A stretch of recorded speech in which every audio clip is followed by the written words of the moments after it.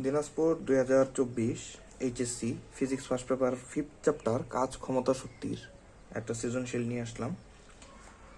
ওকে, তো এই যে কোশ্চেন, তো আপনারা সবাই যদি কোশ্চেনটা প্রথমেই স্ক্রিনশট দিয়ে নিয়ে নেন তাহলে হচ্ছে আপনাদের জন্য অনেক সুবিধা হবে। ওকে, তো আমরা শুরু করে দিই। এখানে ফার্স্ট কোশ্চেনটা, তো কোশ্চেনটা একটু পড়ে দেখি কি বলছে।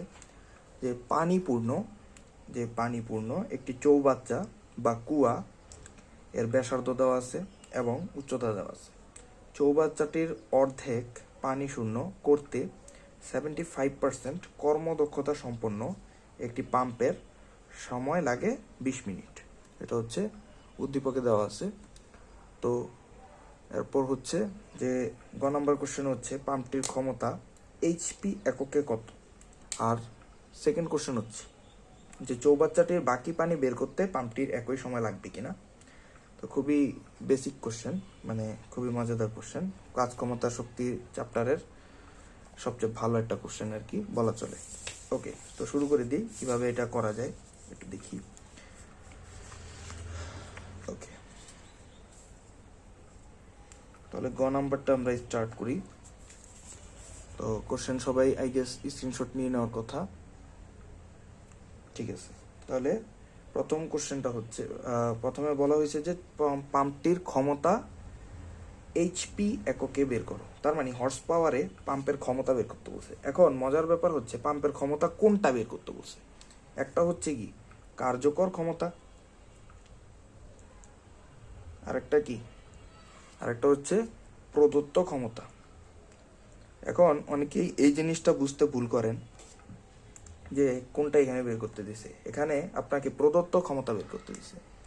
প্রদত্ত ক্ষমতা মানে কি? প্রদত্ত ক্ষমতা হচ্ছে পাম্পের গায়ে যেটা লেখা থাকে।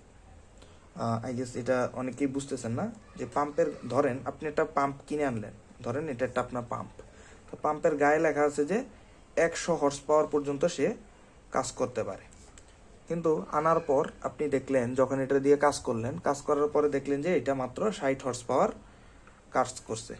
তাহলে কি 40 হর্স পাওয়ার কই গেল? তার মানে 40 হর্স পাওয়ার সে কাজ করতে পারে নাই। তার মানে সে কাজ করতে পারছে যেটা, এটাকে বলা হয় কি কার্যকর ক্ষমতা। আর মোটরের গায়ে যেটা লেখা ছিল এটা কি বলা হয় কি প্রদত্ত ক্ষমতা। আর এর মাঝে যেই জিনিসটা গায়েব হয়ে গেল ওইটাই হচ্ছে যে এই যে কর্মদক্ষতার মাধ্যমে এখানে প্রকাশ করে দেওয়া হয়। তার মানে আপনার এই যে এখানে যে মোটর, তার গায়ে যদি 100 লেখা থাকতো তাহলে সে কাজ করতে পারে কত? 75 পরিমাণ করতে পারে। সো আমরা এই জিনিসটা ক্লিয়ার করে নিলাম যে আমাদের এখানে বের করতে হবে কি। তাহলে আমরা ধরে নিলাম আমাকে বের করতে দিতেছে হচ্ছে যে কি পি প্রাইম ইকুয়াল হোয়াট, এটা হচ্ছে আমার বের করতে হবে। এখন কথা হলো পি প্রাইম বের করতে হলে আমাদের কি কি এখানে দেওয়া আছে, ইটা দেওয়া আছে 75%, যাকে আমরা ভাঙায় নিলে 0.75 লিখতে পারি।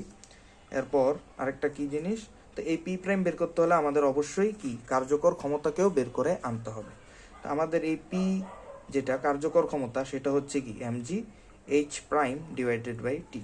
এখন মজার ব্যাপার হচ্ছে এইচ প্রাইম কেন লিখলাম। এখন এইচ প্রাইম আমি যাদের লেকচার ভিডিওতে মানে লেকচার দিছি তাদেরকে আমি এইচ প্রাইম দিয়ে হচ্ছে বুঝেছি ভরকেন্দ্রের স্মরণ।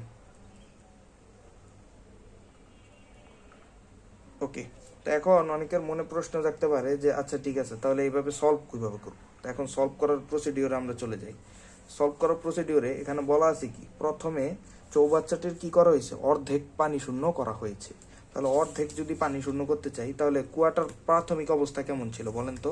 কুয়াটা প্রাথমিক অবস্থায় কি পানি দিয়ে পূর্ণ অবস্থায় ছিল না? কুয়া বা চৌবাচ্চা যেটাই বলেন না কেন ওইটাই কি দেখতে এরকম। ঠিক আছে, এটা হচ্ছে একটা কি আঁকলাম, চৌবাচ্চা আঁকলাম যেটা কি পানি দিয়ে পূর্ণ ছিল। তাহলে এখন এটাকে কি করা হয়েছে বলেন তো? এটাকে করা হয়েছে কি এটাকে এখন জাস্ট অর্ধেক পরিমাণ কি করা হয়েছে, পানি শূন্য করা হয়ে গেছে। মানে এই যে লাল কালি দিয়ে যেটুকু আমি ব্লক করে দিলাম এতটুকু অংশ কি করা হয়েছে, বের করে আনা হয়েছে। সো যতটুকু অংশ বের করে আনা হয়েছে অতটুকু অংশের ভরে আমি কি এখানে কাজ করব না? ছোট হাতের এম হিসাবে আমি কি কাকে নিব, যতটুকু অংশের পানি আমরা বের করে আনছি। তো এম ইকুয়াল আমরা কি জানি, রো ভি। তো রো এর মান কত জানেন, 10⁻³ কারণ পানি।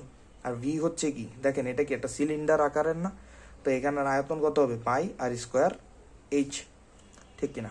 তো তাহলে এখন 10⁻³ আর পাইয়ের জায়গায় পাই, এখন আর এর জায়গায় ব্যাসার্ধ কত দেওয়া আছে 2 মিটার, তো বসাই দিলাম 2 স্কোয়ার।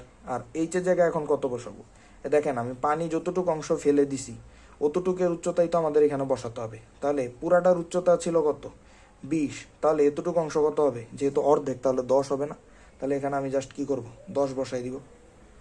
ওকে, তাহলে এখানে 10 বসাই দিলে আমার ক্যালকুলেশন করলে কত আসে 12.5664 কেজি আসে।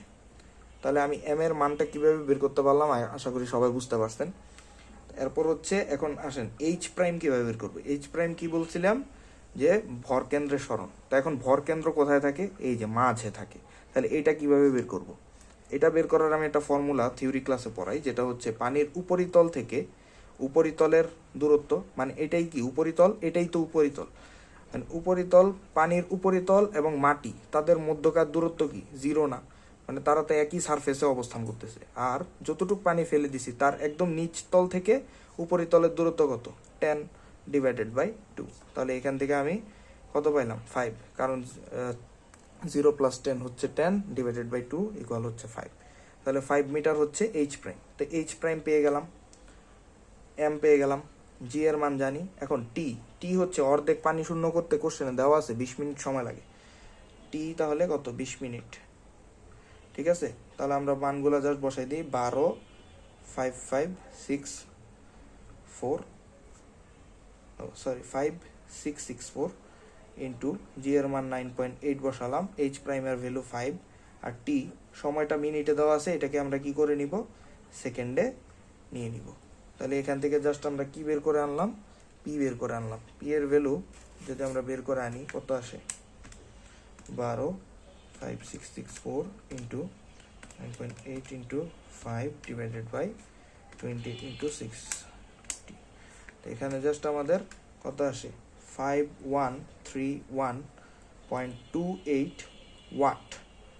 এখন চাইছে কিসে হর্স পাওয়ারে, তাহলে আমরা কি করবো জাস্ট 746 দিয়ে ভাগ করে দিব, কত আসলে 6.87 হর্স পাওয়ার।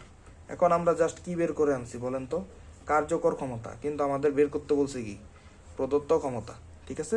সো এখানে আমাদের যে ইটা equal what, eta equal P/P prime into 100%। তাহলে জাস্ট এখান থেকে আমি কি করব পি প্রাইম বের করব যেহেতু, তাহলে P/ইটা ইন্টু 100% করে দিলাম। তাহলে এখান থেকে আমি বলতে পারি পি এর ভ্যালু আমরা কত পাইছি 6.87, আর ইটা এর ভ্যালু দেখেন আমি বের করে রাখছি ওকে থেকে 0.75, বসাই দিলে আমাদের অ্যান্সার আসতেছে কত 9.17 হর্স পাওয়ার। আশা করি সবাই বুঝতে পারার কথা। এরপর হচ্ছে আমরা সেকেন্ড কোশ্চেনে চলে যাব। সেকেন্ড কোশ্চেনটাতে আমরা চলে যাই। সেকেন্ড কোশ্চেন, ওকে। সেকেন্ড কোশ্চেনে বলছে যে আমার প্রথমে অর্ধেকটুকু পানি ফেলতে কতক্ষণ সময় লাগছে 20 মিনিট পরিমাণ সময় লাগছে। এখন বাকি আরো অর্ধেক আছে না, দেখেন আমি প্রথম অর্ধেক অংশ কি করছি ফেলে দিছি না, প্রথম এই যে অর্ধেক অংশ আমি ফেলে দিছি, এখন আমার বাকি আছে কতটুক, বাকি আছে এই অর্ধেক পরিমাণ পানি আছে না, এটারও আমার কি করতে বলছে বের করে আনতে বলছে, ঠিক কিনা। তো বের করে আনার জন্য সময় বের করতে বলছে টি ইকুয়াল হোয়াট। মোটর কিন্তু এখানে চেঞ্জ হয় নাই, তাহলে এখানে মোটরের কোনটা ইউজ হবে, প্রদত্ত ক্ষমতা নাকি কার্যকর ক্ষমতা। আমি আগেই বলছি পানি উঠা নামার ক্ষেত্রে কে কাজ করে কার্যকর ক্ষমতা, কিন্তু মোটরের গায়ে যেটা লেখা থাকে ওইটাকে বলা হয় প্রদত্ত ক্ষমতা। তাহলে আমাদের পি আগের থেকেই আছে কত 5131.28 ওয়াট, এটা দেওয়া আছে। আর এখন আমরা T2 বের করব, কারণ T1 আগের ম্যাথেই আমরা জানি যে 20 মিনিট, ঠিক আছে। তাহলে আমরা আগের ম্যাথেই জানি T1 20 মিনিট, আর T2 এখন বের করে দেখবো যে সমান হয় কিনা। আর বাদ বাকি অংশ দেখেন আমরা এখানে যে ভর এম ইউজ করছিলাম, এম হচ্ছে কি অর্ধেক পানির ভর, তাহলে এখানেও বাকি আছে কতটুকু অর্ধেকই, তাহলে এম এর ভ্যালু কি সেমই তো থাকার কথা, তাই না। এম এর ভ্যালু সেম থাকবে, জি এর ভ্যালু 9.8 থাকবে, ঠিক আছে। আর জাস্ট এবার কি চেঞ্জ হবে, এইচ প্রাইমটা চেঞ্জ হয়ে যাবে, কারণ এইচ প্রাইমের ভ্যালু আমি কিভাবে বের করা শিখাইছি আপনাদের বলেন তো, একটু আগে শিখাইলাম যে পানির যতটুকু আমরা পানি ফেলে দিব অতটুকু অংশের উপরিতল কোথায়? এখানে না? তাহলে এখান থেকে মাটির দূরত্ব কত বলেন তো? এবার বলেন, এতটুকু হচ্ছে কত? 10। তাহলে আমরা কত লিখব? 10 প্লাস একদম নিচতল, পানির একদম নিচতল থেকে একদম উপরিতল, যে একদম মাটি পর্যন্ত যেখানে আমরা তুলে নিব অতটুকের দূরত্ব 20। বুঝতে পারছেন? এরপরে ডিভাইডেড বাই সিম্পলি 2। তাহলে এই হচ্ছে ফর্মুলা। আমাদের কত আসে? 30/2 = 15 মিটার। ওকে, তাহলে এখান থেকে আমরা সব ভ্যালু পেয়ে গেছি, জাস্ট টি টু বাকি। তাহলে আমরা টি2 ইকুয়াল বলতে পারি mgh prime divided by P. Okay, তাহলে এম এর ভ্যালু আমরা বসাবো কত? 12, 5, 6, 6, 6, 4, 9.8। এইচ প্রাইমের ভ্যালু বসাবো 15, আর পি এর ভ্যালু কত বসবে স্যার? 5131.28। ওকে, তাহলে জাস্ট আমরা এখান থেকে টি2 ইকুয়াল ওয়াট আমরা এটা পেয়ে যাব এখন। 12, 5, 6, 6, 4 ইন্টু 9.8 ইন্টু 15 ডিভাইডেড বাই 5131.28 কত আসছে?